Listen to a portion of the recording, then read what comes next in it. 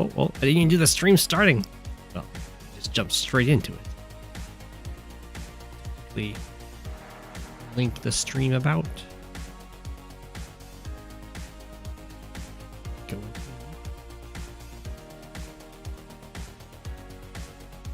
Basically, started the stream earlier. Internet was real bad. Let's go reset the internet.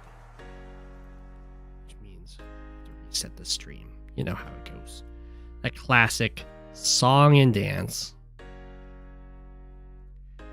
Everyone's favorite. Fluffy got first.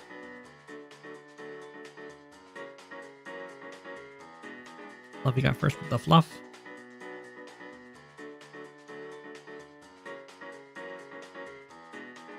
Hey! Herbivorous, there we go. Waving at me, I believe that's what they're saying. First is yours because you're evil.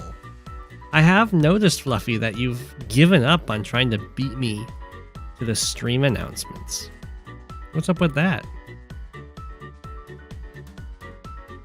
just couldn't maintain my level of consistency. Contain.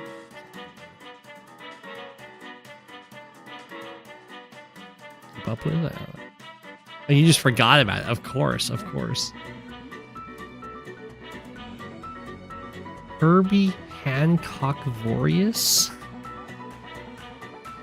That's a name.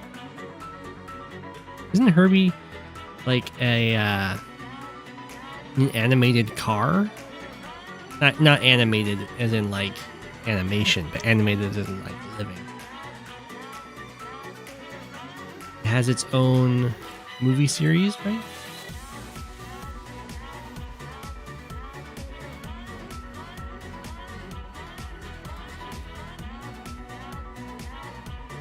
I think I'm thinking of the right thing.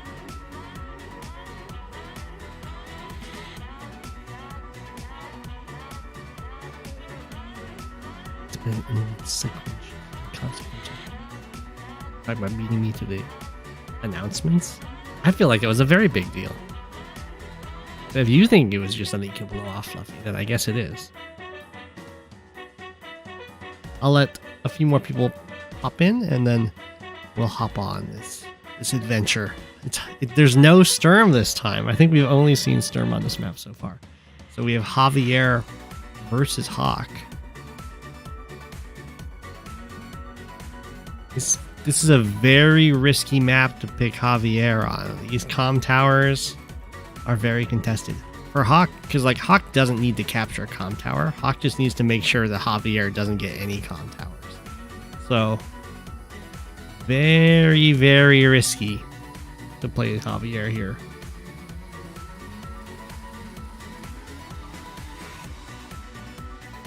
Every time you see a map with two labs close to each other, he physically wins thanks to how I pointed out how bad it is. Yeah, it is.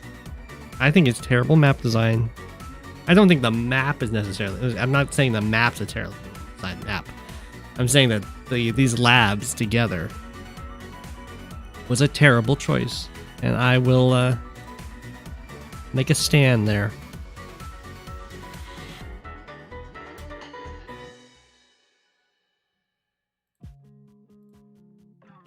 Enjoy my stream real quick.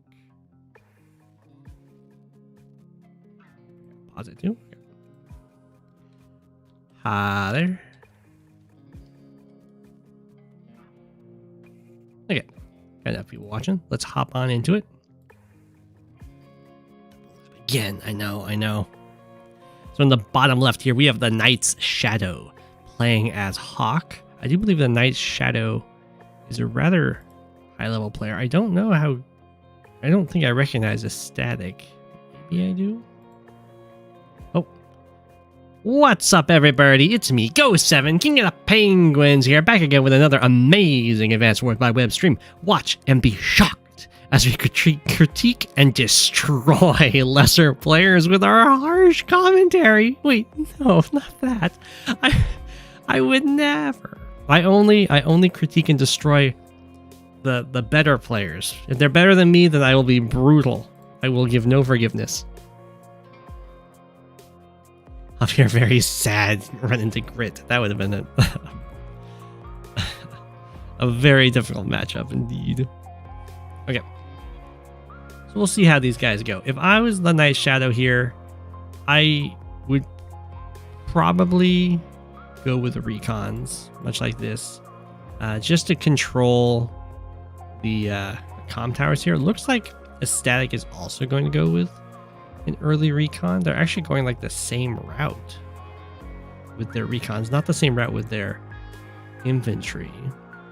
I would have thought Static would want to go with like faster artillery and or tanks, stuff that can fight over the control of the comm towers, because it doesn't really matter if Javier is interrupting Hawke's comm towers, and it's not like you really want to get into a recon fight with Hawke, because if a Hawke tank comes over, you're toast.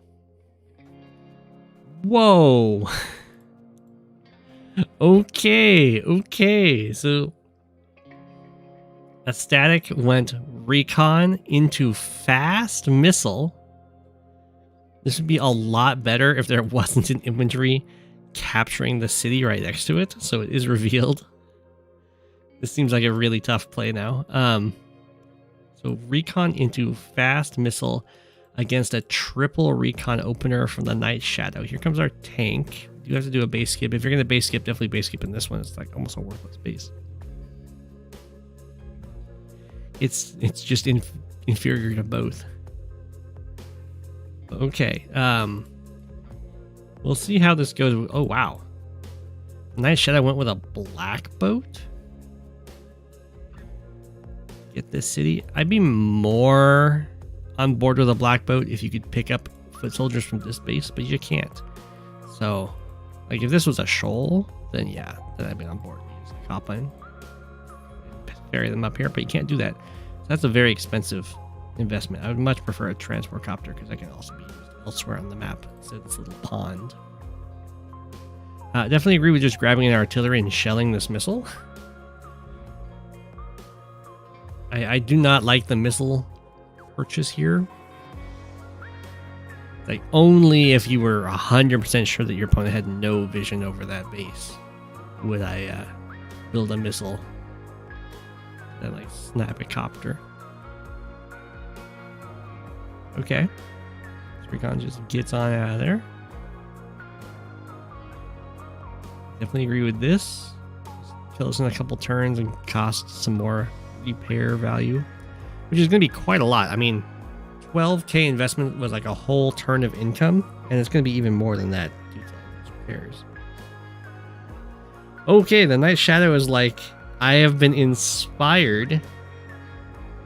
You built a missile, I'm going to build a missile. Unfortunately, this copter is going to get away, and the recon sees this, so I don't think either of these missiles are going to be very happy. We have a nice little interrupt up here. I really expected to see more stuff from the Night Shadow hitting up here actually to deal with this comm tower, because this is the one that the Night Shadow is most likely going to get. So I would have thought a lot of stuff would be going up here to stop the Static from getting this one. There's a bunch of infantry on their way, but they're really slow. So this one recon has to do a lot.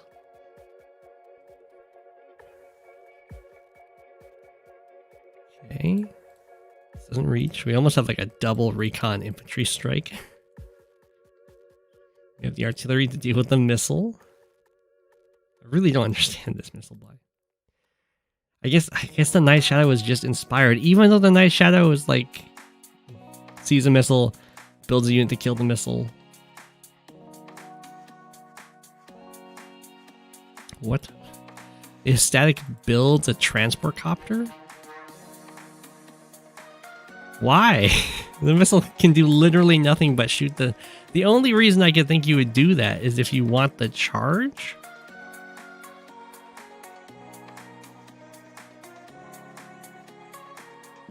That was a very questionable play. On this recon a bit.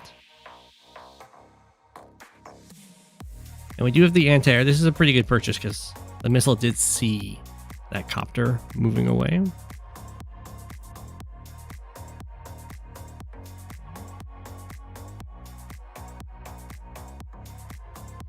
Tank hits the recon. This comm tower is just going to get captured by Javier. For shame, the Night Shadow. You can't just let Javier get a contested comm tower like that.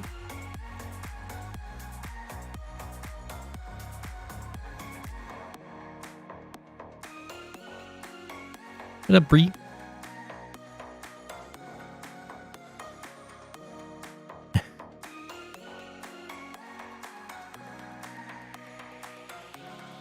Not enough characters to finish the bit, but we'll do the opposite and build up with kind words and helpful tips. I believe in you. You believe we'll do another transport copter this turn? That would be wild. No, they've learned their lesson. I mean, sometimes you can do stuff like that if there's a really key power you need. Then you can be like, I build a battlecopter. You kill the battlecopter and it gives me a full turn of charge or a full bar of charge. But it's really risky to do that kind of thing because they see that charge coming. It's not like a surprise charge, so they'll play around it. You think you walked into the wrong replay?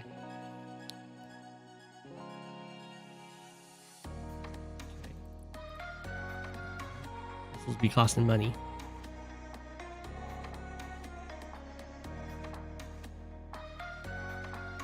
Okay. Yeah, this comm tower is going to get captured. Not really anything the Night Shadow can do about that, which again I say for shame.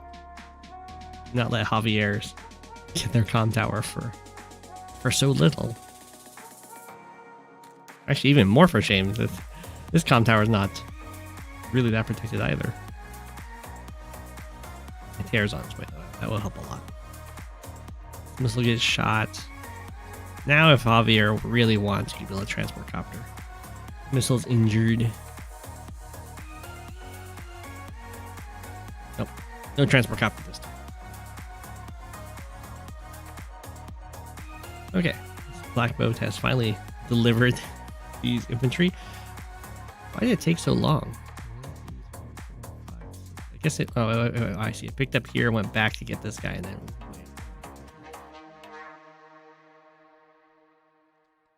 That's how it goes sometimes. Yeah, just gonna let this stuff happen. I mean, there can always be plans down the road to take the comm tower, which having this huge mass of infantry moving towards it become very possible. But this is a very happy day for Aesthetic. Aesthetic is ecstatic. The comm tower has been captured. There's a pretty heavy presence over here too, so this comm tower might be taken. If Aesthetic can get double. Unlucky 13, welcome to the infantry. There is a medium tank alert. Happy early hatch day. Thank you. Thank you.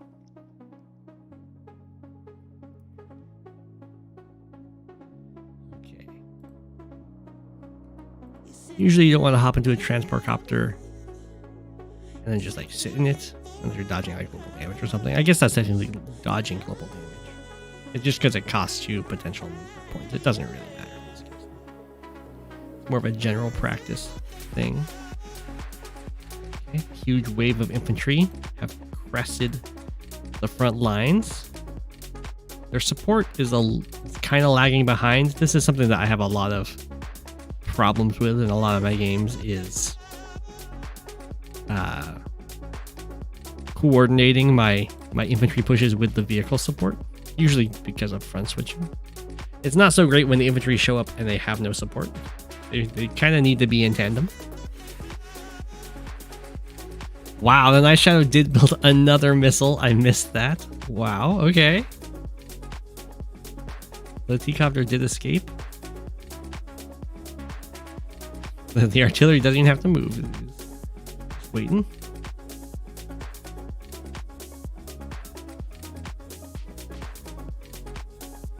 Okay. Well, if Static wants to, could build an air unit here. Okay, decide to go with a recon. I would just give up on building these bases, honestly.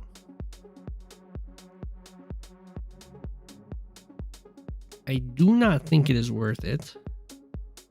Both players are just kind of sinking a chunk of cash in there. Wow. The Night Shadow didn't even see the recon get built, just casually checked. Gives it a good reshell. This does build a lot of charge for both players, which is definitely advantageous for Hawke because he's got the better power. Whoa, I don't... Well, I mean, I know it's a better power, but... So usually as Hawke, you save up to get the super because the normal power does 1 damage to all your opponent's units and you heal 1, and then the super is 2 damage, you heal 2. So it's, you know, it's twice as effective, but it doesn't take as many bars. It takes 5 bars to get to the normal and then only 4 more to get the super. So much more efficient to go with the supers. So usually you only use the black wave when it has a very large impact to happen, like right now. And I am not seeing that large impact. Usually it's because of like certain kills or maybe like a capture. Healing 1 gets really matters. I mean, it will end up interrupting these 2 captures. That's something.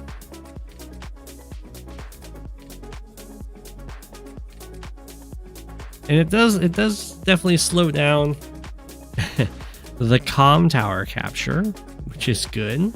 Although I guess this guy was already injured.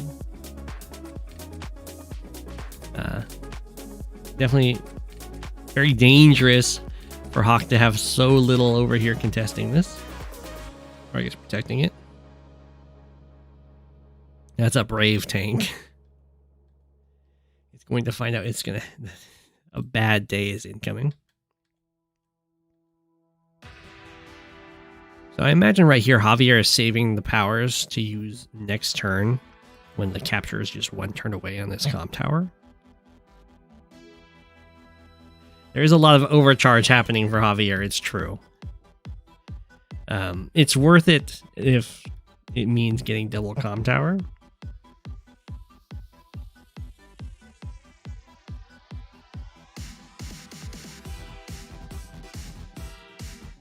However, this medium tank is a huge problem for Javier. There's nothing over here that can deal with it. I guess there's a medium tank way over here that should potentially contest it.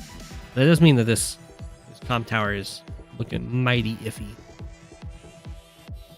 The anti-air does manage to get the interrupt here. It will get smacked by double tank, which is not ideal, but I guess the many missiles have delayed any copter production at least.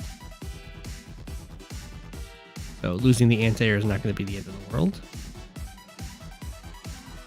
Javier is definitely hurting when it comes to unit count and unit value, having been hit by a Hawke normal power. Okay, so when you're fighting Hawke, it's kind of like fighting Andy. You don't want to leave units alive. Like, just hitting this down to 5, not so great. You want to finish that off. He's got a power that heals. It's not as important as when you're fighting Andy, but it's still very much a thing.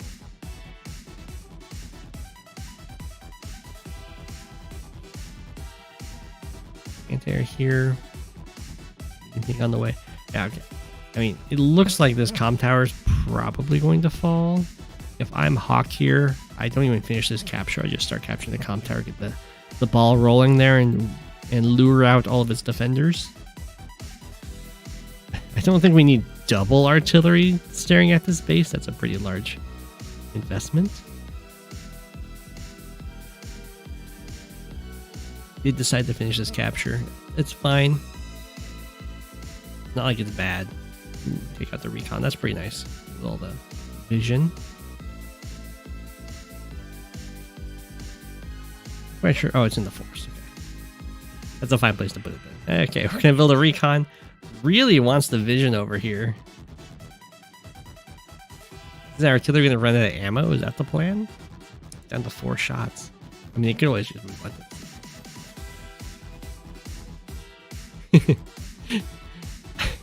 They check every turn. And there's something there. Oh, with a copter. It can be very weird if Javier doesn't end up using a power and Hawke like fires off 2 normal powers in that same amount of time.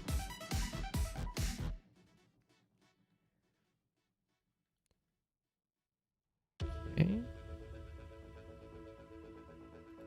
Well, the medium tank here is spotted, so this guy can kind of do whatever it wants. It kills an anti-air, makes sense to me.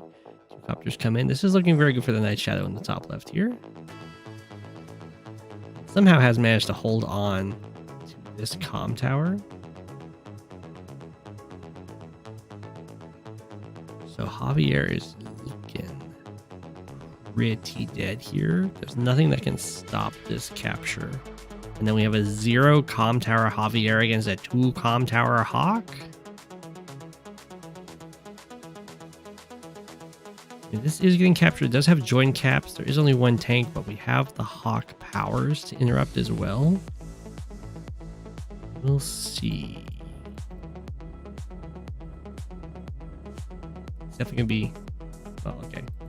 I would say it would definitely be send everything to the right at this point. After the recon dies, we build another missile.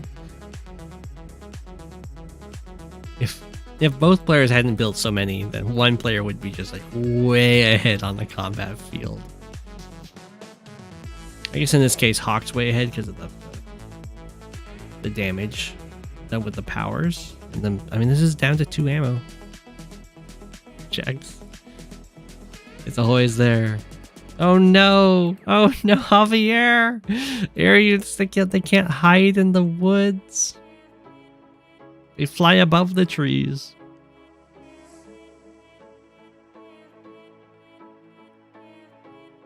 Okay, so at this point, I think Javier should probably pop a power just for the 10-10 stats and join cap.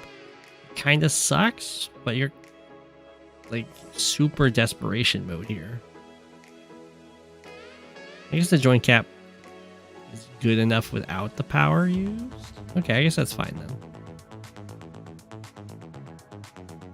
Oh no. needed to join with the beefier unit. Oh no. The 2 damage is enough to delay it. Hawke supers be good. Down goes that copter.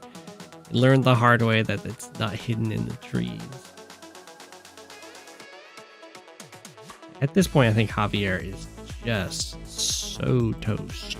Oh, never mind. Not well. I mean, still so toast, but none of these units can reach the comm tower, so it is going to get captured.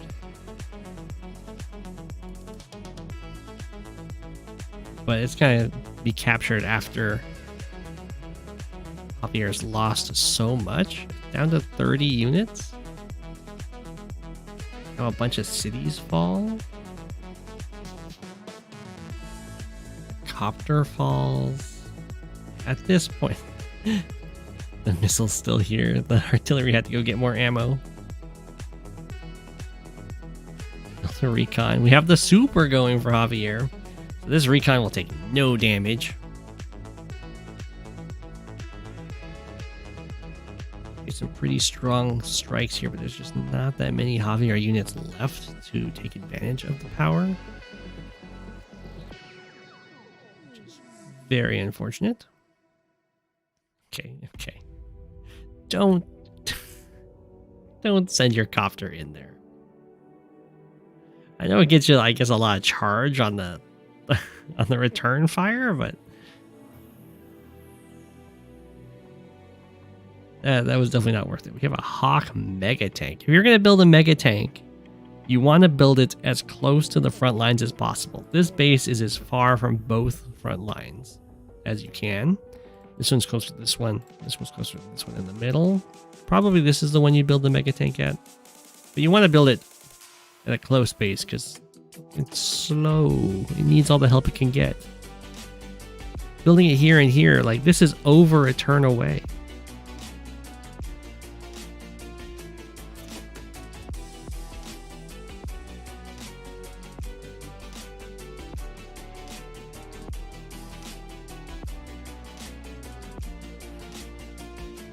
This all goes down.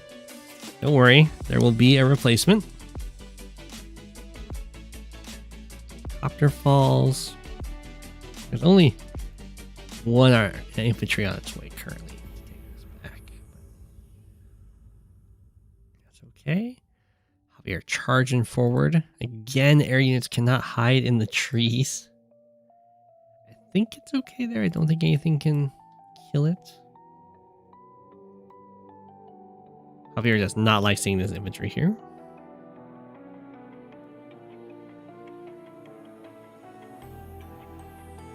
Bop.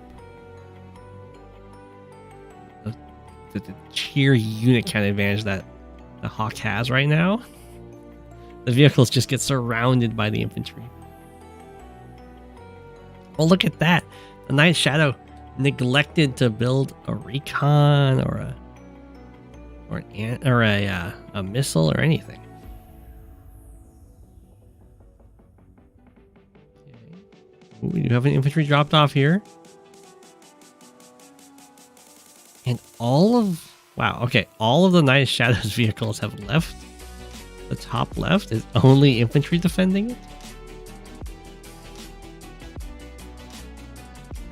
That is very weird.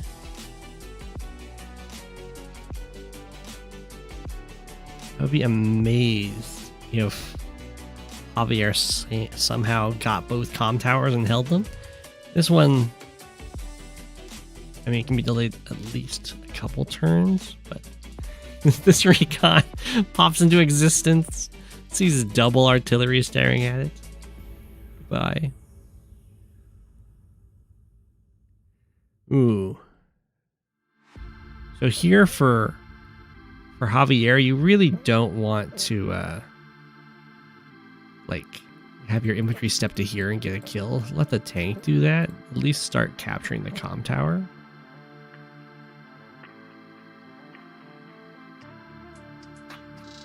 Okay, you also needed to have this anti-air hit this infantry because Hawke can do kind of like Andy can do. Can use the power first to heal up and then go for the capture, in which case this comm tower just gets taken.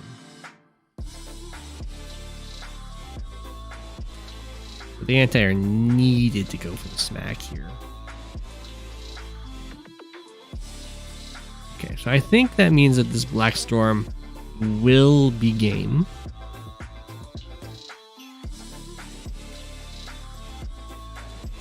The fight over here looks thoroughly finished. The Black Storm and the infantry over here should be enough to delay until the vehicles show up. I assume vehicles are going to go up here to protect this comm tower. We have the Tower of Power. Gives, in this case, just 10/10 stats. It must be a GG move. Because there's no reason to use the super over the normal power. What? No. So, Javier's super gives you triple your comm tower bonus, and Javier's normal power gives double. But of course, if you have 0 comm towers, that's both 0. But just having a power active gives you +10 attack and +10 defense. So you can use his normal power to just get the 10/10 stats. But if you use the super, you also just get the 10/10 stats. So there's no reason to use his super instead of his normal power, unless you want to do it and then resign. It does give more indirect defense. That's true. Okay, there's a slight reason to do it. I guess it was to protect this recon. The recon will live longer.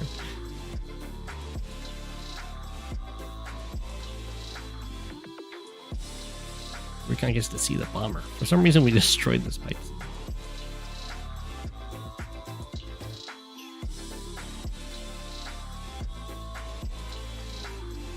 Wow, we went back to repair the copter. Okay, almost all the infantry have been sorted out. The Night Shadow here. Top. I assume we're gonna have all these tanks and stuff head up here to prevent the comm tower from being captured. Bomber's gonna go up there, I assume. The labs are starting to get captured. Game. Super over. Static has resigned. Static might have been able to actually get this comm tower back, which is absolutely absurd. GG. That was quite the game.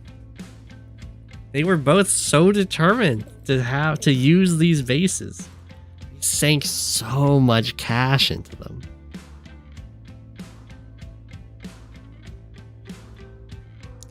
This Mega Tank never did anything, but it was here. It was emotional support.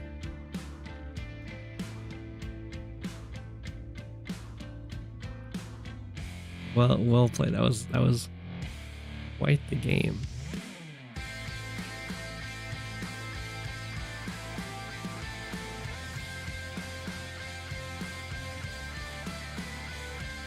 Neverlocke versus Thavidu.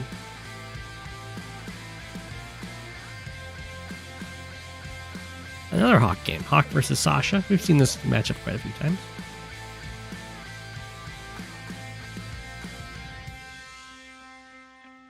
Dominance Mega Tank indeed. Before Hawke caps before power. That would have been tragic. Yeah, I know there wasn't Hawke ended up giving up on the missiles.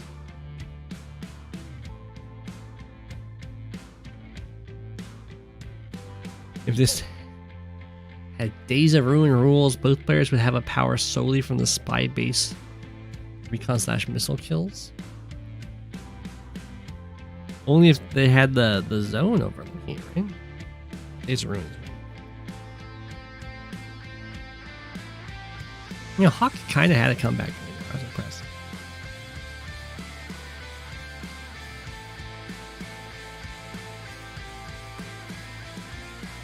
Just, I have bad news.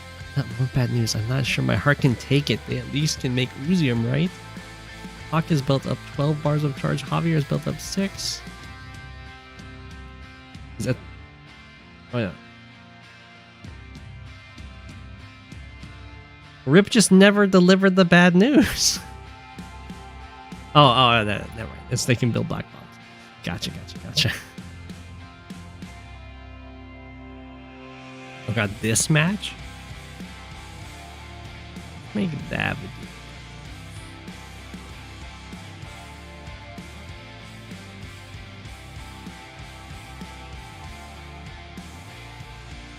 Can you say you're evil?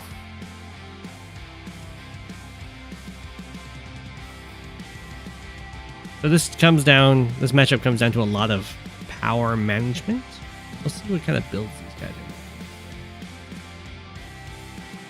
are. Wow, no respect. You got an airport right there. No one rushed it.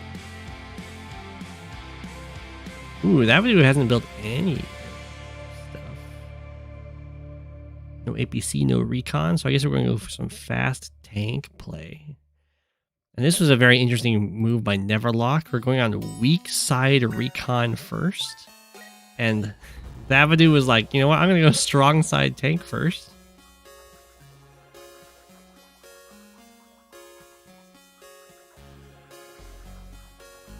Okay, the recon does get some damage done. It makes an infantry have to walk away. There's that. I guess the fast recon is just to try and secure this comm tower. I don't think that's that big of an issue. You can probably just build some artillery, stick them in these trees, and then go for the comm tower. If they want to try and interrupt you, then they get shelled to pieces. But maybe not. Maybe it's a bigger deal than I'm thinking. Recon's been moving around. Got the double tank swing in. We make a nice little wall here. This does not bode well for this comm tower. Okay, now Thavidu's thinking, oh yeah, artillery probably pretty good for holding this, and I would agree. Attacking at the artillery is also probably fine because it's very easy to wall off this, but yeah, artillery in the woods is pretty much a solid go-to all year round. We got anti-air. Looks like we're gonna wait until we can get the artillery in position before going for the comm tower, or can already get? It can already get in position, so I'm not quite sure what Thavidu is waiting for here.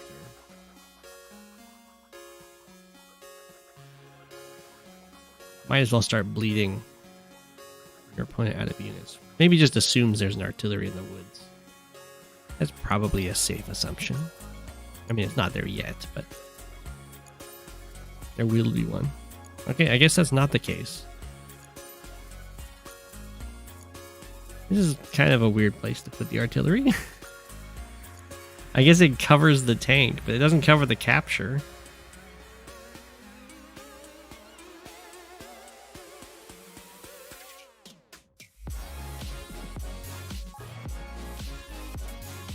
Kind of gets bopped. Now we have our artillery covering this. I think Thavidu had a chance to take this. Delayed it a little too long, but it's okay. It's not like this one's being contested. I don't know why the artillery is down here, not up here though. Over here. This artillery's going forest hopping. I guess it's covering this capture now, which is pretty good. Trying to transition just more to the middle. A nice little boost. Well done, Neverlocke. Well done. Okay, we just have a bunch of units staring at each other across from this comm tower. That's probably more beneficial to Hawke than it is to Sasha. It becomes easier and easier for Hawke to sneak out powers when there's more units on the field. Sasha does make more money per turn, which is nice. So it's not completely one-sided in the gains from stall. Comes this Neo tank.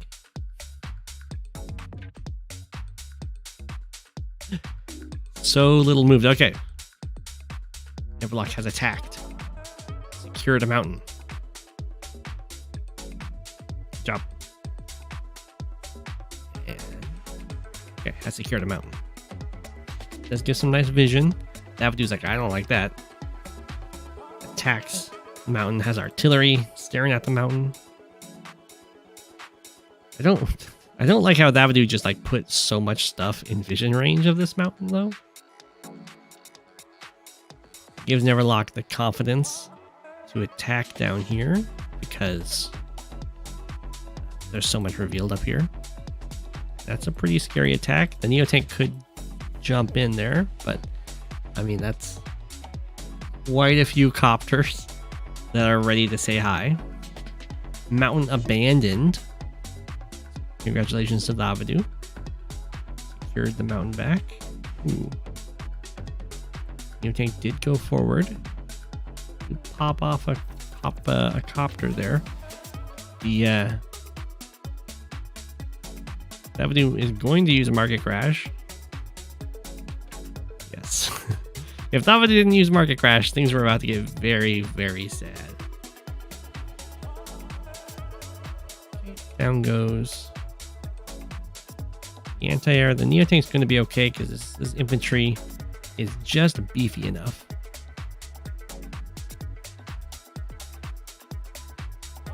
There wasn't an anti-air to come over and pop it. There's no like triple copter strike here. Still a lot of copters though. Not all of them are guarded by artillery. That's very good news for Thavidu.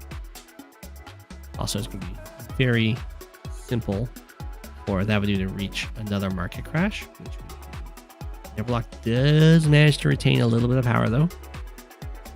A very tiny bit. But yeah, these cities are definitely under threat. Quite the frontline brawl going on over here. Not quite everything got to attack, which is a little awkward. And now the to artillery aren't guarding that much stuff. So we'll see. There's plenty of targets for Thavidu this turn, so I would not be too surprised if Thavidu reaches the market crash again. Right. These attacks are going to prove to be a little catastrophic. Their support's just a little bit lagging. On this front, a lot of strikes, some sacrifices going in. New tank finishes off that tank. Infantry, recon, plus infantry kill off the infantry. Lots of pickoffs. There's no more anti-airs to deal with. Or no, I mean, there's no more. There's anti-airs, but there's no more anti-airs to act this turn to go after these copters. See how much the market crash. Oof, that's not a ton. That was probably predictable. Thavidu could have saved up more money last turn. Given that so much of this charge was left over, I would have liked to have sacrificed this copter into this tank so the Neotank could finish it off. Because we're gonna get hit by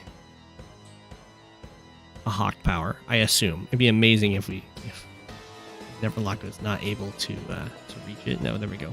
There's the black wave. To do a lot. Like so.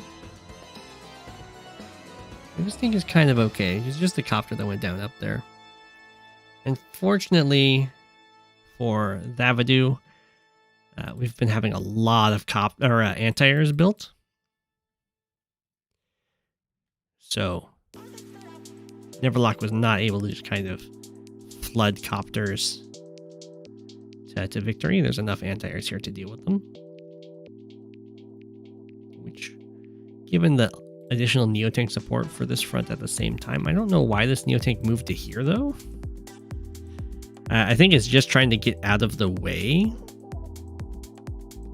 But I would really prefer if the Neotank went on a city. I guess it would have to be this city. So like this infantry moves, the anti-air hits this copter, and then the Neotank moves here, and then this anti-air hits this copter. Repairing Neotanks, you love to see it. That's a lot of money to just kind of put onto the front lines.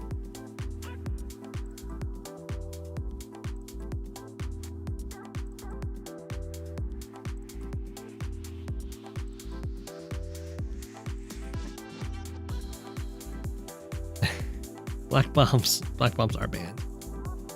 Considered anti-competitive.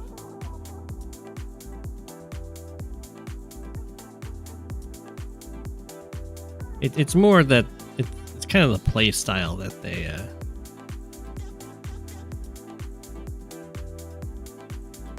they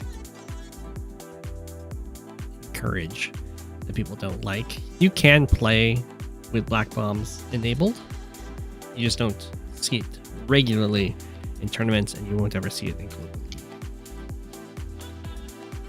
I did not know that Olaf was tier 1 on this map.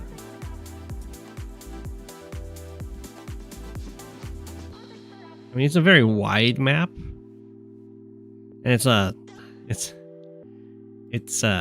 a diagonal symmetry map, so I would imagine it would be definitely a lot better for Olaf.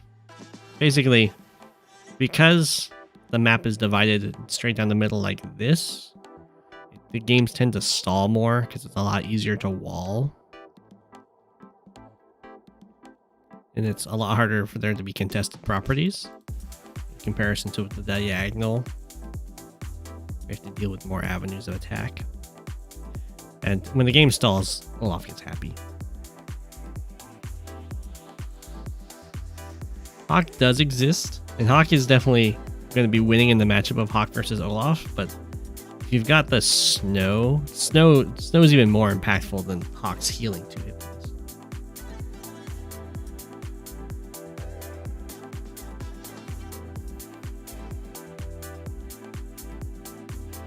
I would be surprised if someone chose Olaf over Hawke. That's a fair point. Just because of the fear of running into Hawke. But it's also true, as Ryza says, you don't get to tier 1 for being good against tier 1s. You get because you get kicked out of tier 2. Yeah.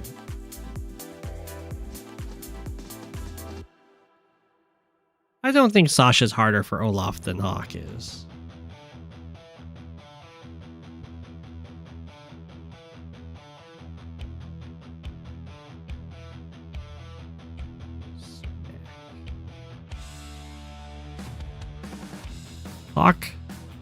Hawke hits Olaf with global damage while kind of denying his own.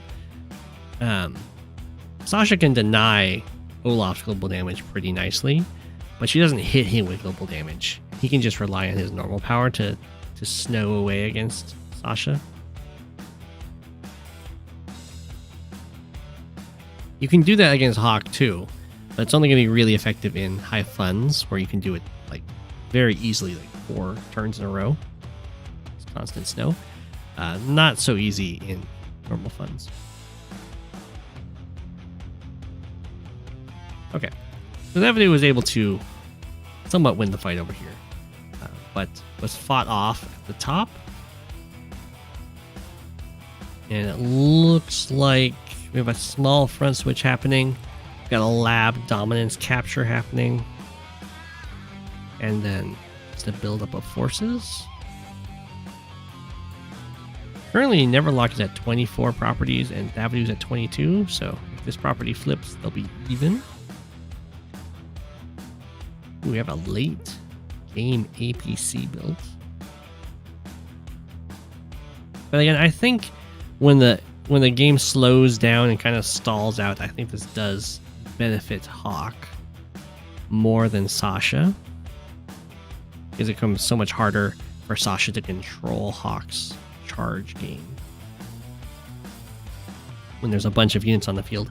And Hawke does global damage, which scales nicely with the number of units.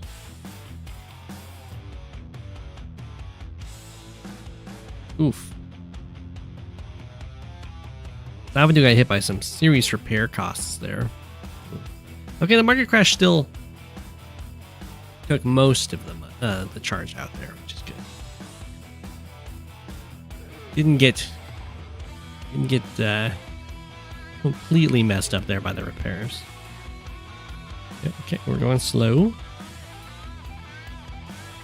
We're doing some moving around the map. Both are kind of heading towards the center a bit. We have the infantry on the mountains, spotting some troop movements. Some pretty decent mountains to stand on for sure. Okay. We're going to start approaching the unit cap soon. But in general, Sasha is actually the one that wants to be the aggressive player, so that you don't run into stally situations and then like the charge just gets out of hand and stuff like that.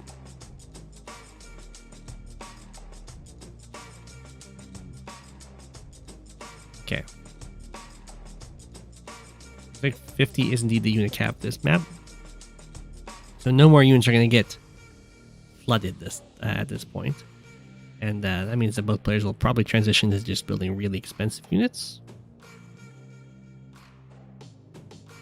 I say is Thavidu build another infantry over here. Yeah, medium tank. Neverlocke does have a bomber.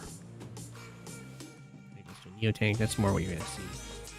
Even into mega tanks. For the theoretical advanced wars by web endgame of just mass mega tanks against mass mega tanks. You're not getting to that point, it seems. Back it up. Copter in a tank. Neverlocke charging forward. At this point, it becomes a little less important to do these little snipe offs where you're like, aha, I killed an infantry. Ah, I killed one more infantry. Your opponent's like, I was going to delete that infantry anyway to build a teched up unit. So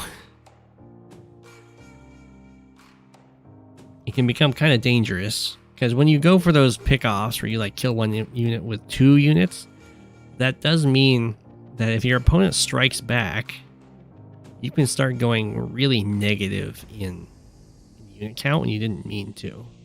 Because like they'll remain at 50, but then you'll have lost twice as many units. So you'll only make it to like 45 or something. Ooh, you strike in, bomber hits the Neotank. The Neotank somehow survives? Wait, what? Oh, Thavidu's got a power active. But even so, this is a 20% firepower Neotank against... Or a bomber against a Neotank on the shoal. I am surprised that survived. 10% defense doing work.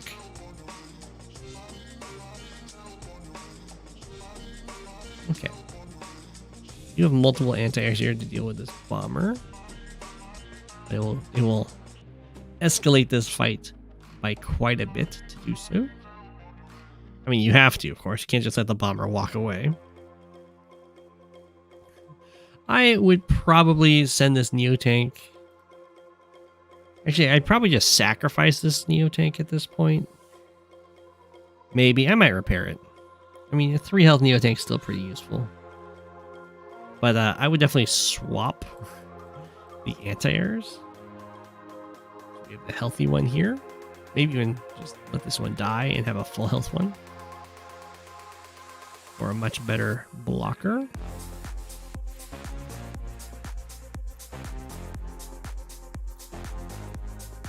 And we fall back. Good thing we had... I would also have built... probably have built an anti-air. I guess there's still 2 in the back. It's not...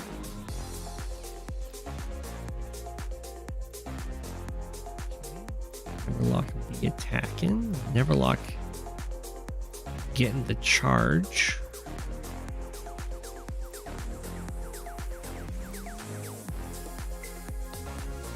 You can always go like kill this, hit the tank. There we go. Here comes normal power. Who wasn't able to stop it. Wouldn't have been able to stop it, I think, anyway. Anti-air's exposed. The copper can always back in. So now it just comes down to Thavidu making sure that another one doesn't happen. It's a pretty good drill.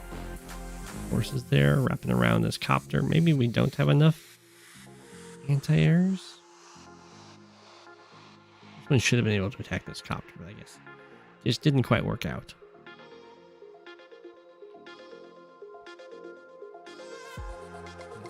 Oh.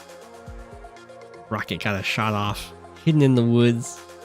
Shouldn't be too difficult for Thavidu to figure out where it is, but it's not that accessible anyway.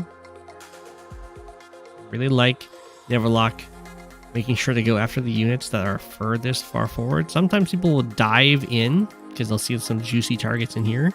But if you do that, you start overextending your army, and the reinforcements hit you here, and the remnants over here hit you from the back, and it's really sad. But if you do this, then the reinforcements can't reach you. Or at least not as easily. I'm not sure what's up with this copter. Feel like there were better options for it. We're not seeing a Sasha Supa. Market crash and back off. City looking mighty takeable for Neverlocke. It is, of course, kind of dangerous for Sasha to back off unless you're getting your opponent to overextend. You don't want to enter into a stalemate again. As we saw, it's really beneficial for Hawke to reach those. Not just Hawke either. It can be really beneficial when you're in the Sasha versus Eagle match. Eagle would love for Sasha to stall, so anyone that wants to use their supers, they just want Sasha to agree to a stall match here. Bomber comes in, gets a nice kill. There's nothing over here to deal with this bomber, so both of these Neotanks kind of have to run away. Market crash leaves still so much charge left for Neverlocke. Does Neverlocke want to try and get it? Because it is going to require losing quite a few units on the following turn. Neverlocke doesn't. It leaves some units available to be shot, but didn't go all in on getting the charge. Although it looks like Thavidu is also not going to get enough charge to actually wipe Neverlocke. So we do have a potential normal power. Neverlocke's like, I'm not messing with it. We're using it right now. Does some decent damage. Thavidu has a light unit count lead. I think it's going to be like an infantry lead, right? Oh, it's 11 to 12, so it's just only one infantry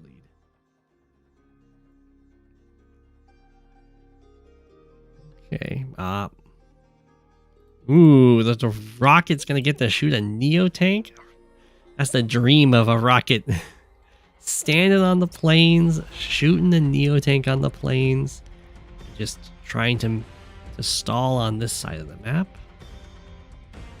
Rocket is spotted. Thavidu just backs off. Rocket decides to shoot the infantry that spotted it. Doesn't like that. Okay, Thavidu starts picking off a city up, some cities up there. I like it. I like it. Did the BlackBoat get deleted? I think it did. It's pretty rare to delete the BlackBoat because you can just repair with it. So unless you really need the tile.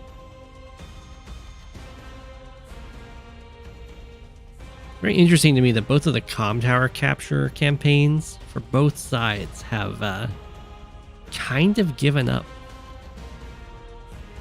All in on capturing this one city. I don't think that's enough. Get it? Yeah. Needs 5, has 4. Doesn't have any Healy powers. It was very good here for Thavidu to front switch and then have Neverlocke follow. Because as you can see, indirects really lag behind. So sometimes you can strike the army in route or en route. I don't think that's going to happen here. But that is one way to deal with the indirects. Is just fight where they aren't and then hit them when they're trying to transition. And Neverlocke's going to be fully established here. Actually dives all the way in there. These things can get kind of attacked for relatively free from harassment fire. Anything further in, the shells will start raining. Now, I did like that Thavidu did the front switch to like get those indirects out of position, but this isn't necessarily the front that you would like to stay fighting at, as it has, I mean, it's base airport against double base, so it's not that bad for sure. But it is your comm tower that you're fighting over, ultimately, so it would really suck to end up losing that. Okay, the comm tower fight has... I was saying that the comm tower fights had fizzled out, but now they are both reignited at the same time. We have a rocket of Thavidu's own. Ooh, a pretty scary attack down here too. And, oh my gosh, Neverlocke did a base skip and an airport skip. Didn't respect a possible push here. Built a mega tank up top. Mega tanks be tough, but losing your comm tower is been tougher when you're dealing with like full boards.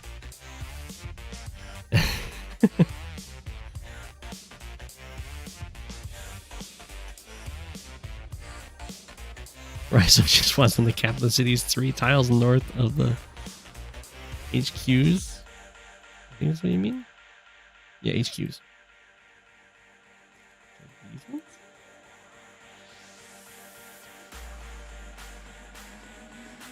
Right. Spot the army. It's in transition. Ooh.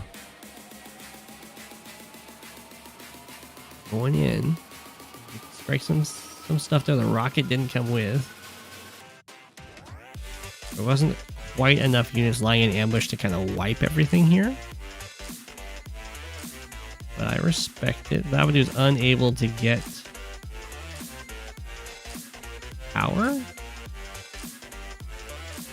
That's very fishy to me. I feel like Thavidu should have been able to. Well, Neverlocke will definitely get theirs.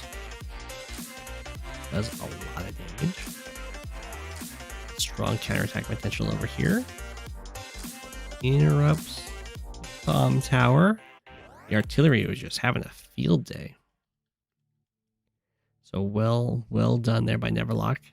Whoa, wow. Really playing with fire though. I mean, it's going to be a case of you have to knock this down to dead because it can capture and join with this. I mean, I don't think there's enough stuff for Thavidu to power it through, but I was very confident by Neverlocke to not interrupt that further. Okay. Mega Tank is on the front lines. It could attack a copter now. Ooh. Neverlocke sees a BlackBoat free HQ. And a fun fact, Mega Tanks actually one-shot BlackBoats on Shoal. So they will do a number to a BlackBoat on an HQ. It can be a surprise kill.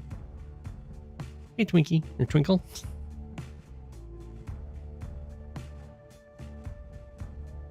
You got COVID? Oh, I'm so sorry. Yeah, it'll be a happy hatch day.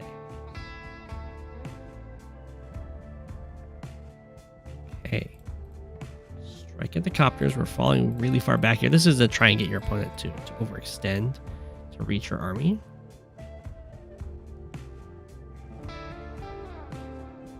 At this point, Sasha's definitely feeling the pain from there being such large armies on the board. So really good attacks there. It's even possible that Thavidu should have used the super on this turn. Like, that's a lot of pricey kills. It would have been, I think it would have been like close to a another turn of income. Maybe that's not quite. Do wipe the charge. The Mega Tank can pop a anti-air. It could pop a Neo Tank, but I don't think it sees it.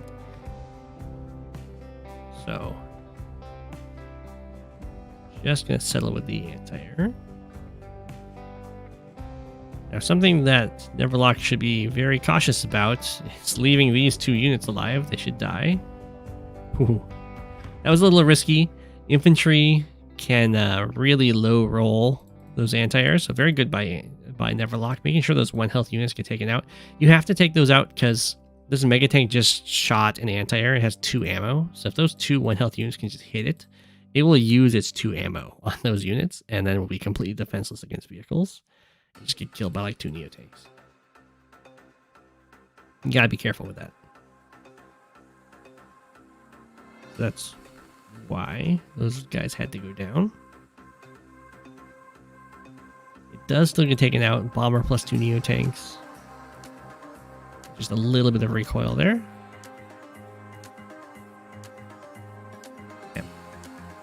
Definitely just doesn't quite have the cash to completely wipe Neverlocke's charge, but it was enough. And you can see, because Thavidu went into that fight with a full bar of charge and has been wiping at the end of the turn, we get multiple turns of market crashes, which is a very good way to play a Sasha. Boom. There we go. We can wipe all the charge, but still having some residual charge left over. And now the armies are a lot smaller.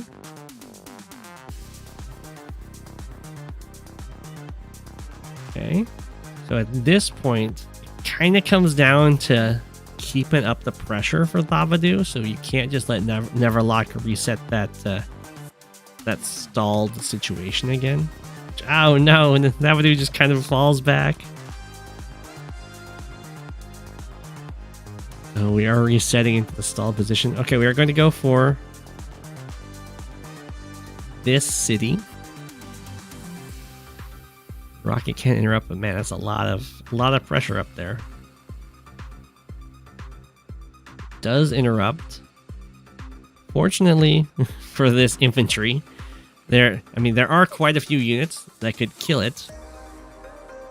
The Neotank would really like to hit this rocket, so it's a unit isn't able to sneak past and kill the infantry to let the Neotank hit. The rocket is totally fine. The market crash. Ready for the big old fight here. Ooh. The rocket fires on a Neotank instead, which is definitely a valuable strike. It does mean that Thavidu will get this precious, precious city. We have another rocket down here. So daring. Just chilling on the road. There's a recon nearby. There's 2 recons nearby, but they can't spot it. Thavidu's like, I got it. I got the city. Time to back up. I mean, 24 cities versus 22 cities. Hawke can probably be fine with that. Ooh. Neverlocke's like, I am not fine with that. I am charging in just to spot the rocket and tag it with a tank. That's pretty good. But this is definitely crossing into Thavidu's territory, so I would expect there to be a lot of retaliation. Although Neverlocke actually reaches the normal power here. That's a pretty big deal. Hits all of these units, heals up a lot of the chip damage that Neverlocke had to go through. That's a weird place to put the fighter. I don't know why it's there. It's in range of the anti-air in theory. But probably safe. That's pretty hard to break through. Okay. A lot of these units are going to be kind of trying to survive in there. Or Neverlocke. I think a lot of that came down to that follow-up normal power. Damaging this army a lot. There's the rocket. Ooh, Neverlocke's out for blood and to take this city back. Looking pretty decent. Notice that Neverlocke did not dive too far forward. It's like, I'll finish off the rocket. I'm not going to chase this Neotank down and stuff like that. That's just asking for much trouble. Thavidu does go for the interrupt. Something you can do for Sasha. Now, usually you do want to keep your market crashes going at the end of the turn so you don't give your opponent too much charge, but you can save like infantry strikes until after the market crash to take advantage of the extra firepower while not giving your opponent like much charge at all. Oh, I like the penguins. Day 50, I know.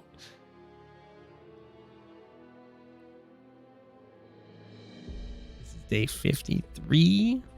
The fight continues. Ooh. It goes for the tank strike. Again, very nicely done, Neverlocke. Scouting out these indirects and getting the smacks. Well, these ones are staying very safe.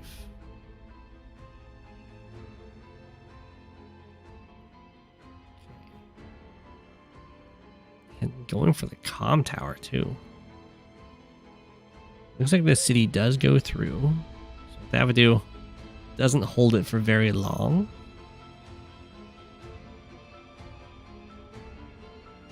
Ooh, 1 HP infantry goes for the scout. Have a market crash. I think that's going to be used for the extra firepower down here too. Smack those infantry around. Take advantage of that. Nice 10-10 stat boost. Okay, forming the line to help protect the rocket. Neverlocke unable to get normal power here. Thavidu should be able to wipe it again. Oh. Looks like Thavidu ran out of time, maybe? No, must not. They must have agreed to a draw. Because Thavidu moved 2 units. So if Thavidu had ran out of time, I think the turn would have just ended. I'm surprised they agreed to a draw. It was definitely very back and forth. But I think in the end, Hawke would win. The indirect usage has definitely been better, but also it becomes just so much harder for Sasha to continually deny the Hawke powers.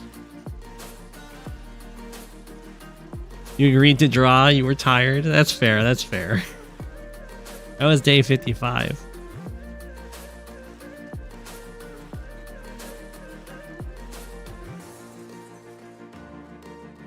GG. Never surrender.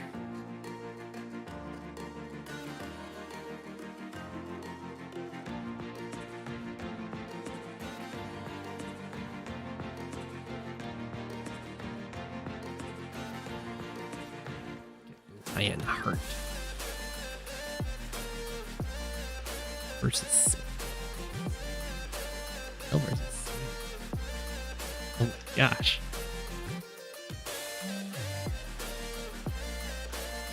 It just went for 1,000,000 days.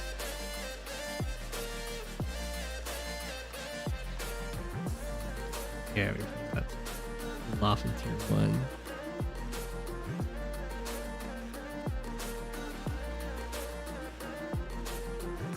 Player is important in fog. Crafting your own opener, reverse engineering your opponent's opener. Yeah, you can do that stuff. It's true. Yeah.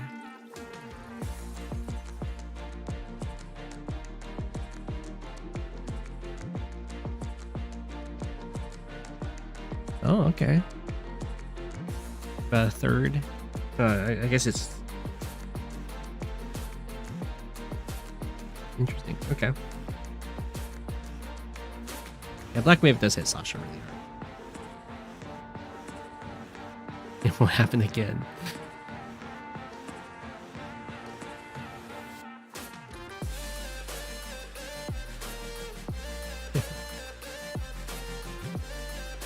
That game made you embarrassed by the game you submitted on the same map? No, it's fine.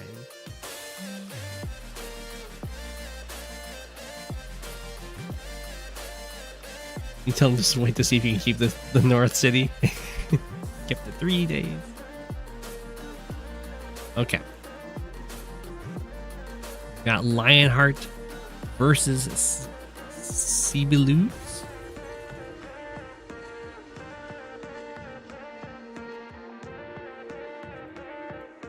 In Nell versus Sami. This is a matchup that you do not regularly see. If anyone's going to be embarrassed over that game, it should be you. I think you guys played very well. The one thing I would say, Sasha, you just can't let Hawke stall the game out on you there.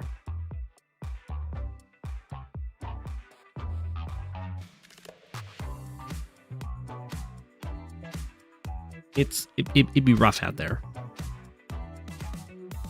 Those HQs seem extremely safe. They are definitely pretty safe. But you know what doesn't look safe? These comm towers. Look, this is a very weird comm tower map.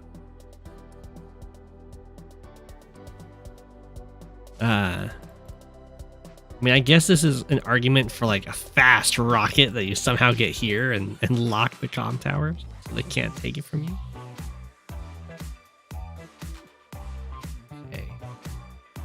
You'd be moving out. Now, I would think that Nell would be pretty good against Sami. Because Nell is not scared of going heavy into vehicles. And Sami would have, going into heavy vehicles. And Sami is going to have a tough time matching Nell's heavy vehicles when Sami's own heavy vehicles can just get killed by luck damage. Ooh. We do get this little recon hit. Just out of tank range. It doesn't stop the capture, of course, because Sami be Sami. But it's still cute. Looks like we're just going to swap the comm towers. As is to be expected, Sami will have a single turn of having double comm tower. 1, 2, 3, 4, 5, 6. So this tank can hit this recon. This tank can, in theory, hit this tank back, but then we can have a tank built. I didn't even see this. Very nice. Nell just goes for the city capture. That does overload this tank because nothing else can interrupt it. So now the recon's like super safe. Ooh. Recon's not safe. Now the city gets taken. Well, that's very good news for Nell. Take a city from the opponent. Go after some infantry strikes. Tank to defend over here. Another infantry. I think it's okay. No. If Sami just hits here from the side and then goes for the capture, then we'll see if that's what happens. Okay, run away. It gets taken because only one thing will get through. This infantry won't be able to strike from this side. The tank can strike, but it's not enough to interrupt Sami. Most likely.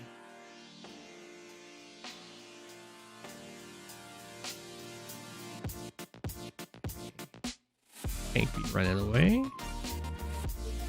It's definitely a little gutsy. Charge in there. There's 2 tank backup.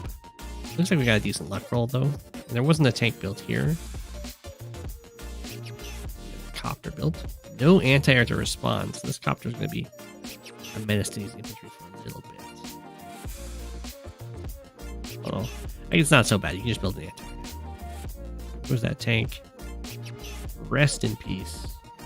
We have a ton of infantry for Sami. Love to see it. Nell's falling behind in unit count. Oof. That is not something you love to see. Both of these players really like their unit count because Sami likes to have a bunch of infantry and Nell likes to have a lot of units to go for luck rolls with. The city does get taken back. Good news for Sami. Can't stop the city capture. Do have a Nell normal power on the board. This copter is definitely not respecting it. Oh, we're gonna go for it. Smack. Smacketh. Smack. Down goes the tank. Down goes the tank. Infantry. We're gonna have infantry and tank hit here, potentially. Oh, down to 1. Stand on your cities, it makes sense to me. I also agree standing on the comm tower is pretty good, although nothing was actually in range of that. Okay, so I like that Nell made sure to stay out of this artillery range. There's only really 2 tanks here for Sami to go for some smackbacks, and you gotta be careful because you can get hit by the luck damage is still present for the counterattacks. So you gotta be sure to try and strike from terrain like this city, for instance. That's positive. You don't really want to do it with an anti-air, but like a tank hitting there would be better. Yeah, so you gotta be careful with these strikes. That luck damage is still present there. We have the victory march. We have to take at least 1 city, 2 cities.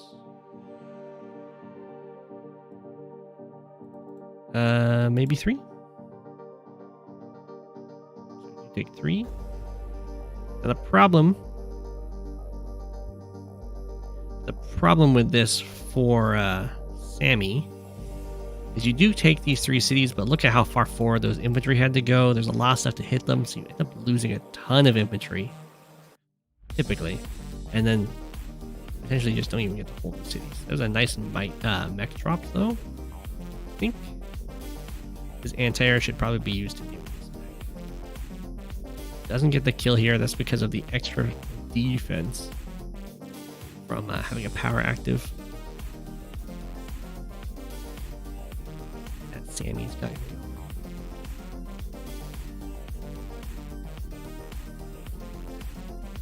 go. Ooh, okay. This is a cheeky play. You just kind of stand here and then the anti-air cannot reach the copter. A very nice block. Tank can't even be hit by this anti-air. Because then you wouldn't be able to build anything.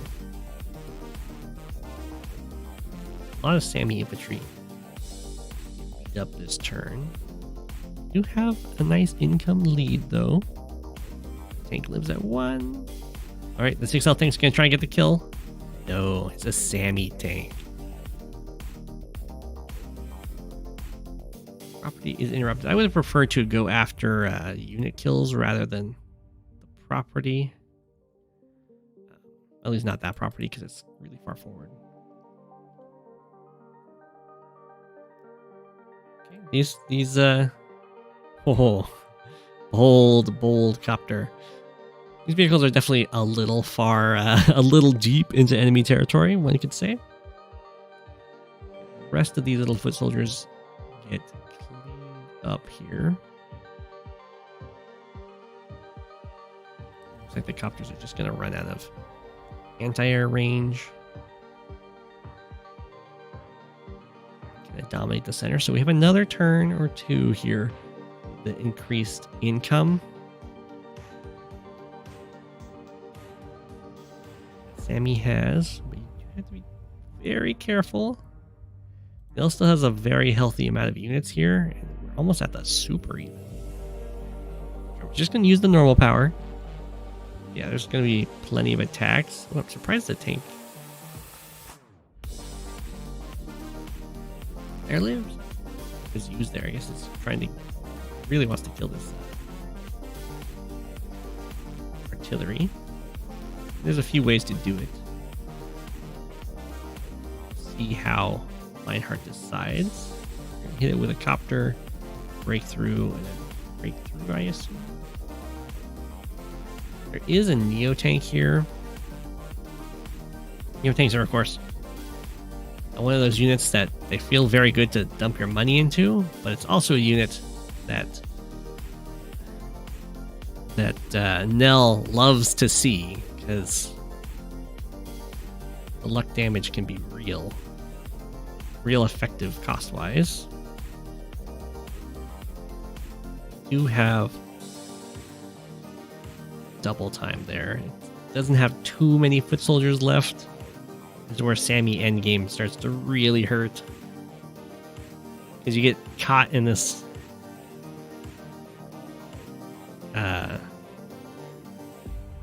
it's like doomed either way situation where you just don't have enough foot soldiers left for your powers to do that much. So you want to build more foot soldiers, but the foot soldiers aren't that good against a very vehicle heavy force. So you want to build vehicles to fight that force, but your vehicles are just worse than your opponents. So you have to rely a lot on preserving your foot soldiers throughout the game. Neo tank, it does have extra defense.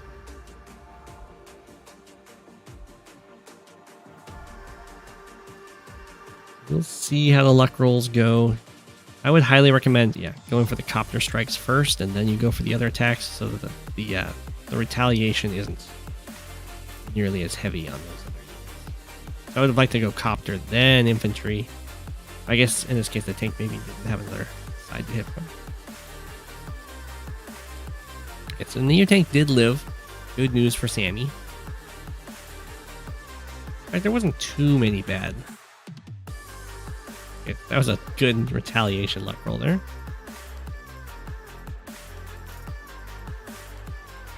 medium tank over here. Nell's able to take this city. Should really send someone on this other than the 1 health infantry to go for this city. In 10 more turns, this guy will get it if no one joins.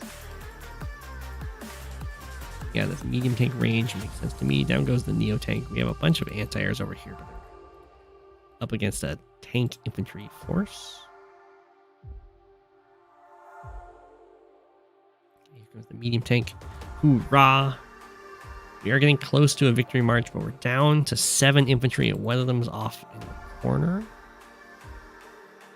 against 10 infantry. So, wow, there's a big unit count gap there, but a lot of it is actually vehicles. This tank be diving in. I guess it's not too scared of getting beat up by, like, anti-air. Down to just a 1k income lead for Sami, and that's not going to last too much longer. I'm not quite sure why Nell dove in on this medium tank. That's okay. There's the anti-air to cover the copters. But I would have just let that be. Nice block by Sami here.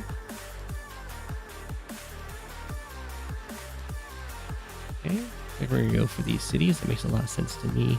Let's try and force Sami out. We are going to go for the kill on the copter. I'm not a huge proponent of that attack.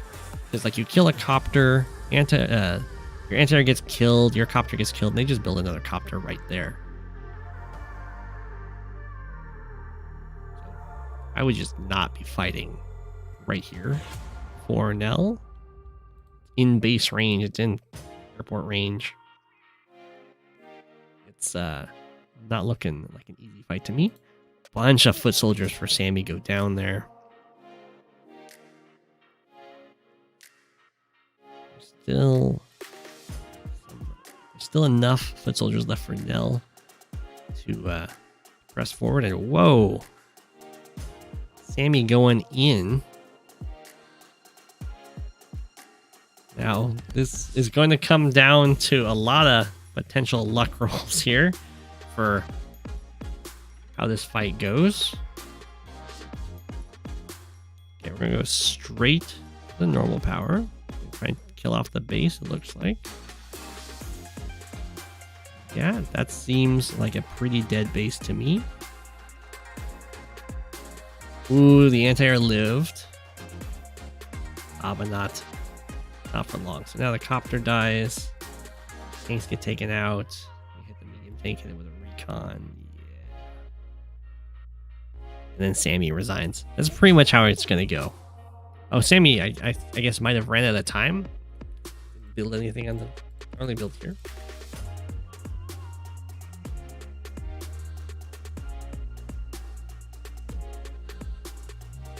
GG. Any Nell play can be explained by counting on Lady Luck. It's tough for Sami out there.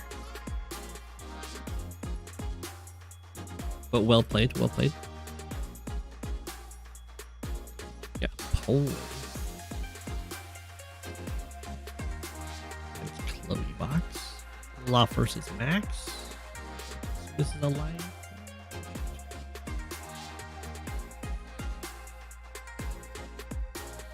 Apple time? Apple time is in about 23 minutes or so. So we can probably get a game in.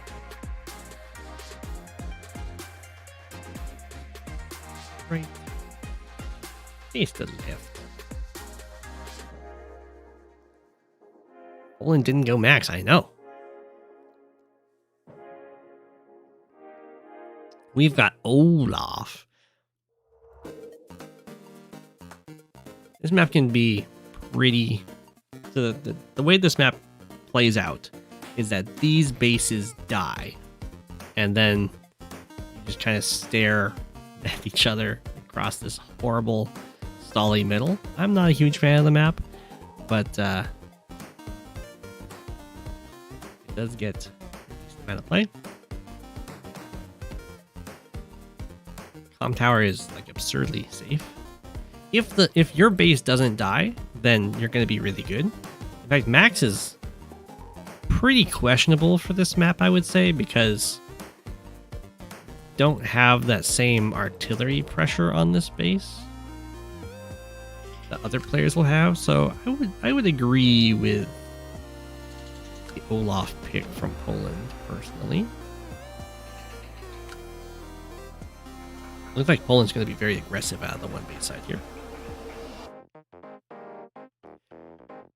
And then just the infantry overwhelm over here. Yeah, we got tank, anti-air. The aggressive Olaf. This is pretty cute play by Chloe-Box. So we get to strike from the city, which is of course nice. And this infantry is blocking, and the only easy way of dealing with this, well, I guess Poland can always go for the tank kill, and then if that doesn't work, use the infantry. That's probably what will happen. Now, Poland just goes straight for the infantry. Maybe the tank doesn't have a chance. Interrupt over there. It's a little bit of a dicey interrupt because this tank can just go. Oh, the tank can't reach. Never mind, that makes it a lot better. Okay. Nice for Poland, but that does mean that this city got interrupted due to having to step off fighting. Box gets the comm tower. Anti-air backup. Copter gets out of anti-air range and starts doing some harassment in the center. Sounds good to me. Yeah, these tanks are going to start overwhelming Poland at the top here. I'm really surprised that we don't have any artillery coming out from Poland to start pressuring this base. That's kind of how it dies. I mean, it can die to direct attacks too. But artillery across mountains is really strong. Copter in the back's also nice. Something that Poland would have to base skip to kill, or at least attack. I think it'll kill. It's definitely worth base skipping here. Like, what are you going to do otherwise? Ooh, it leaves all the way at 2 health. Wow, I definitely overestimated the kill power of that anti-air. We're going to go for double tank here. We do have a max power on board. Doesn't look like we're going to use it, so we could potentially end up seeing a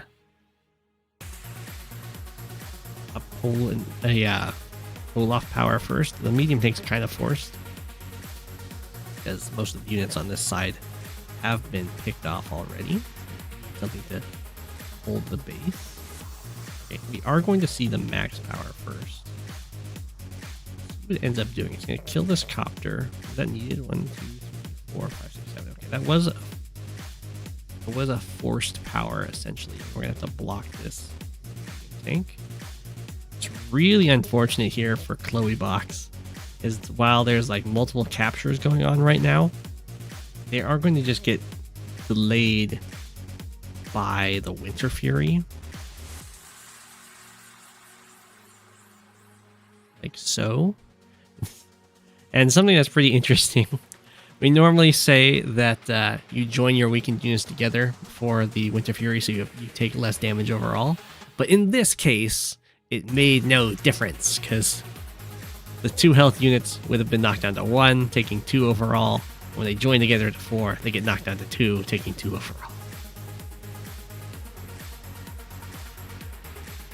Yeah, anti-air. Brave. This brave man can move here because of the snow blocking all of the tanks. Even with +1 movement.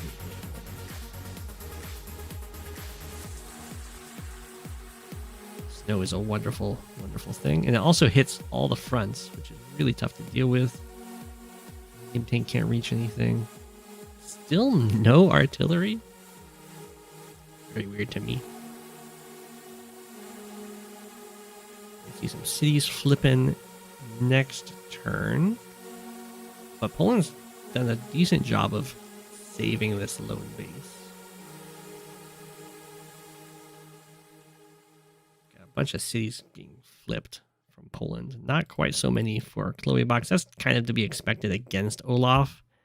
That global damage does a number, both on just walking to the cities and also having the health to capture the cities. It's tough. All out of anti-airs over here for Poland. Very good news. Chloe Box. Looks like Poland's like, whatever. Just hit me with your copter. I don't care. Oh, we have a copter. Cover the copter. That makes sense. I would also be fine with Poland being like, I don't care if you hit me, because Poland's a power-based CO and Chloe Box isn't. So Chloe Box is way down in income here. Still no artillery. They're like one of the cheapest vehicles, man. So at this point, I don't know how Chloe Box can get back in this game. We do have a maxed super, but it's so tough to recover against Olaf. You like go for these captures, and then Olaf's like, that's fine. I'll just hit you with a Winter Fury and delay all the captures and then attack your army and stuff. So, yeah. GG. Poland gets the victory. I still think at least one artillery should have been bought, but it's okay.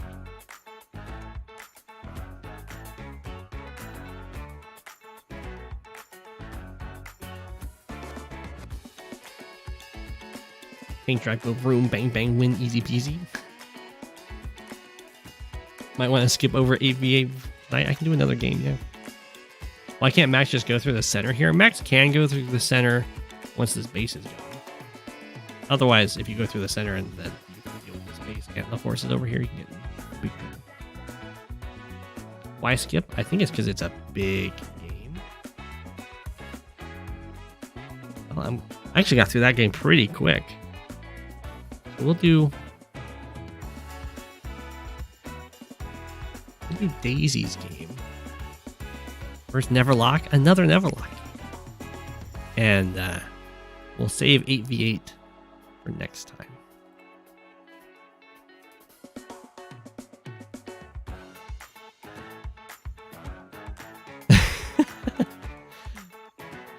You okay, Neverlocke? What's the matter?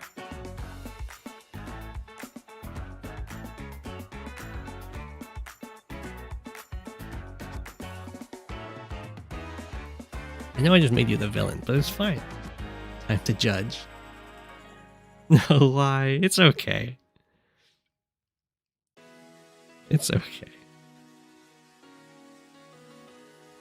First time you played this map and you read 100% wrongly, and you forgot about the Jake power? Oh no. Yeah, you can see in the description I've got the cue. It's copy and pasted from my Discord queue.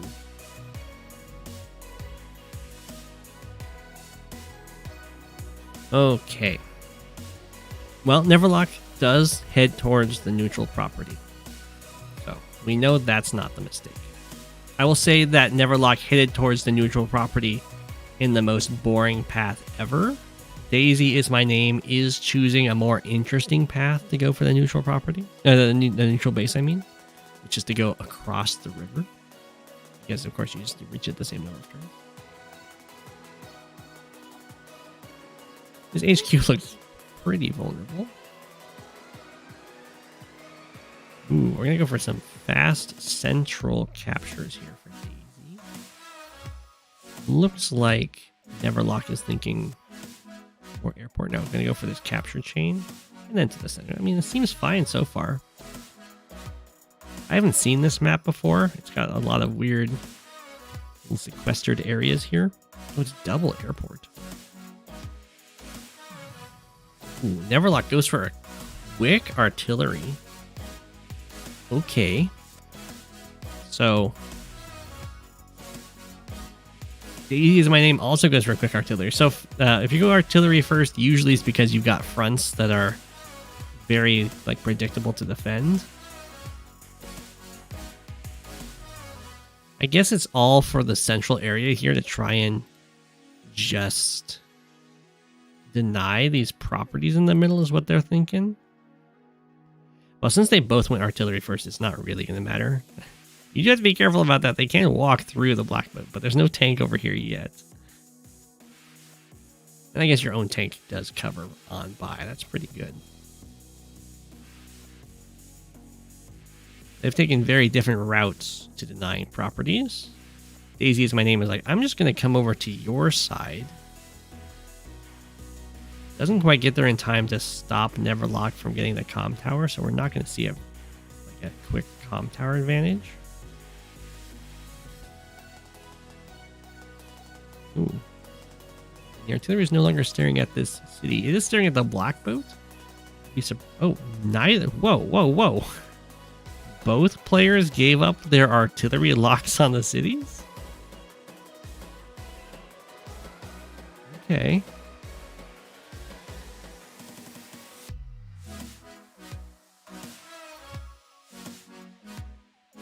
This one going back? It just stood here. Was it shooting at the... No, it's not. I don't know. It decided to chill. Yeah, we're going to start taking this city. Seems good to me. We're going to force infantry forward and pick them off. I assume the artillery comes back. Yeah, it does. Okay.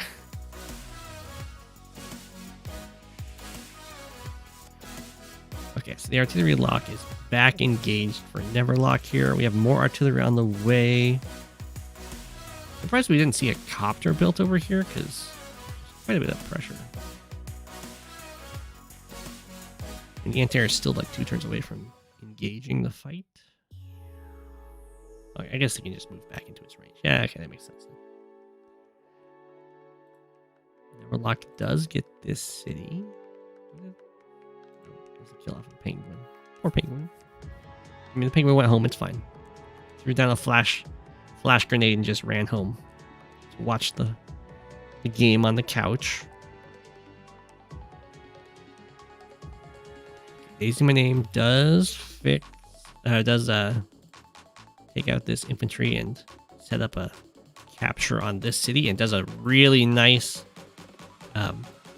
capture skip to go straight to this one. This is why you don't want to just automatically finish your captures every turn. Like, look how good this is. Instead of just going for this city, starts this one, and there's nothing in range to interrupt it. So that's just a free city. And you can just take this city later. So very nice. Yeah. It's very good. It's so difficult to see this. Because a lot of times you see an infantry capturing, you're like, oh, that infantry is not going to move. Hi. You discovered the page yesterday and you don't even know how to play well? Yeah, I would hop in with a friend or even just jump straight into Global League. You'll probably get beat up, but you'll learn a lot. It's very chill.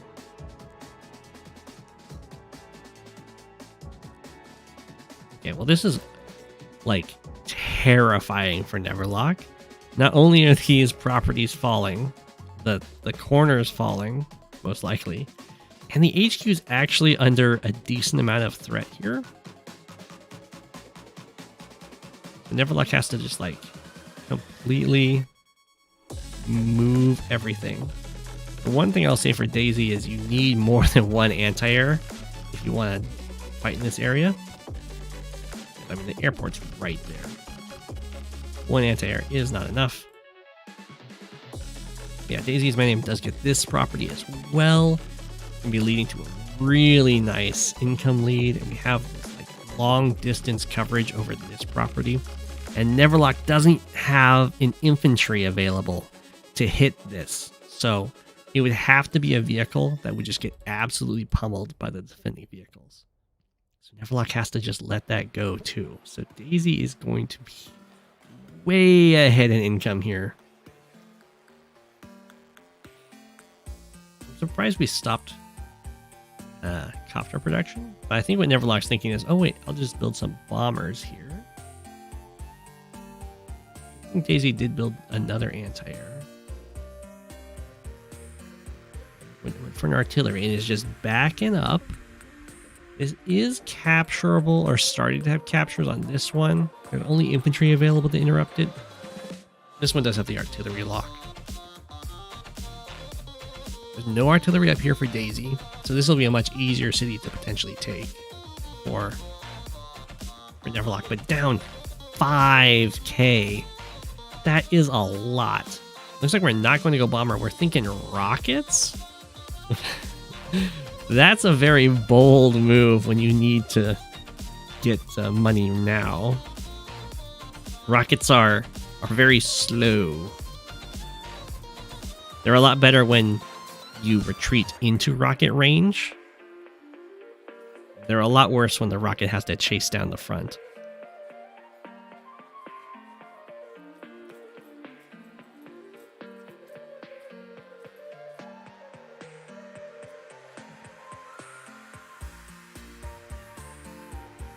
We'll see. It does get here. There it is.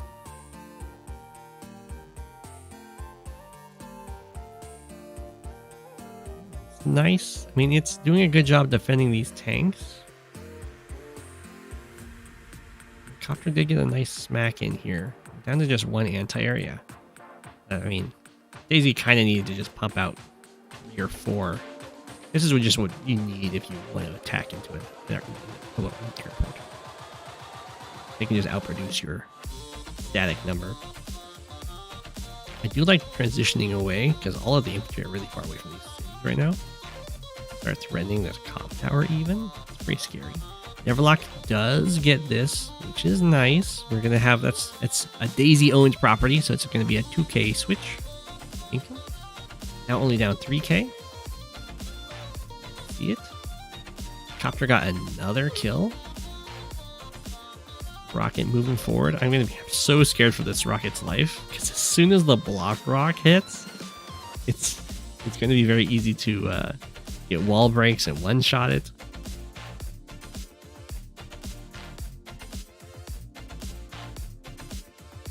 Oh, we just go for the beatdown. Let's this artillery hit here. This one doesn't hit anywhere. So that was... Well, okay, so we're going to have to see where this goes. The only reason I would think you would do that... Oh, I see. This tank reaches. So, like, hits here, and that opens up a bunch of smacks around the back here. Yeah, no, that's pretty good. The artillery, the rocket doesn't get one-shotted by a block rock, so that's something, but... That was a very good wall break from Daisy. There's a block rock available for Neverlocke, but like most of the army now is up here. Wasn't even able to attack from up planes. No anti-airs available. The airport can just kind of produce copters right now. Be happy with life. Looks like this infantry is going to get this capture though. Very sad news for Neverlocke. Daisy going for the throat. The rocket barely survives. Whoa. Daisy really out for blood. It's like, I don't even care about the 2k. I want to take out your infantry.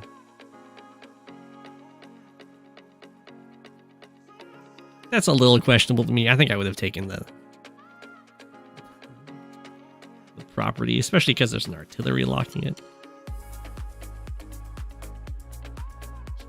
I mean, Daisy is really overextended over here.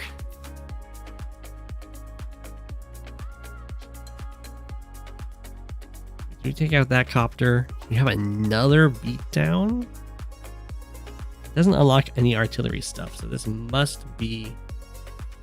Oh, it's to break through the copters, of course. Smack, smack. And then the rocket gets tagged. No, not yet. Is there a full health unit to hit this?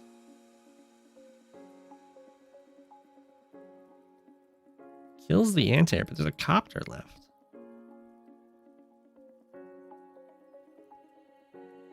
Okay.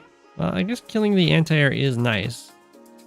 Rocket gets to shoot tanks up here. I think I would have just... I don't know. Maybe killing the anti-air is the right move.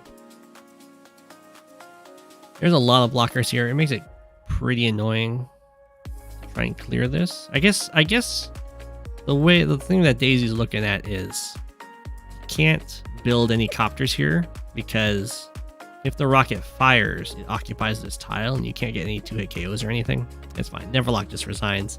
Daisy with the clean win just took the corners and won the game. Oh no, you realized it mid-term while wall building. That's awful. Oh my gosh, I got through that game pretty quick.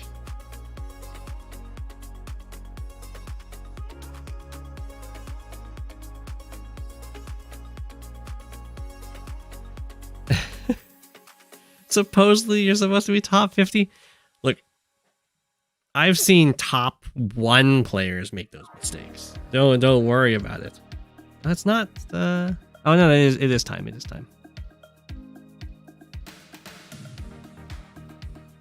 It wasn't that bad. It was very well played by Daisy as well. So.